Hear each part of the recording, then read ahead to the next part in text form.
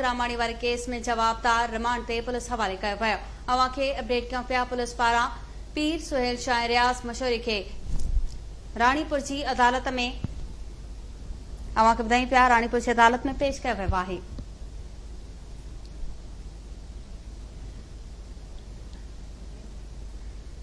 खबर अवां खे ॾियूं पिया गंबट मां जिते पीरानी हवेलीअ मां गुम थियल नारी सना ग्रामाणी वारे केस में जवाबदार रिमांड ते पुलिस हवाले कया विया आहिनि। पुलिस पारां पीर सुहेल शाह रियाज़ मशहूरीअ खे राणीपुर जी अदालत में पेश कयो वियो। अदालत ॿिन्ही जवाबदारनि खे 5 ॾींहनि जे रिमांड ते पुलिस हवाले करे छॾियो। खबर अवां खे ॾियूं पिया गंबट मां जिते पीरानी हवेली मां गुम थियल नारी सना ग्रामाणी वारे केस में जवाबदारनि खे पुलिस हवाले कयो वियो आहे।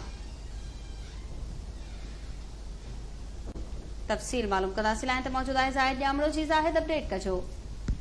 जी बिल्कुल पीरानी हवेली मां 2 साल अॻु मुबैना तौर गुम थी वियल कंबरवासी नारी सना गुरबानी जे केस में गिरफ़्तार पीर सुहेल शाह ऐं रियाज़ मशहूरी खे राणीपुर जी अदालत में पेश कयो वियो। कोर्ट जेको आहे ॿिन्ही जवाबदारनि खे 5 ॾींहनि जे जिस्मानी रिमांड ते पुलिस हवाले करे छॾियो आहे।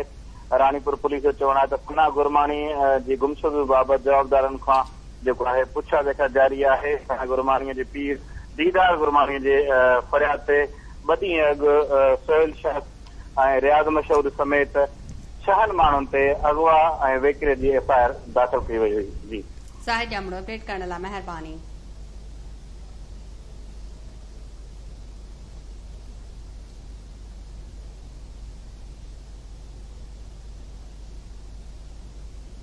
अपडेट कंदासीं अवां खे खैरपुर मां मलाह पाड़े वासी पीरसन खे नाफरमान पुटनि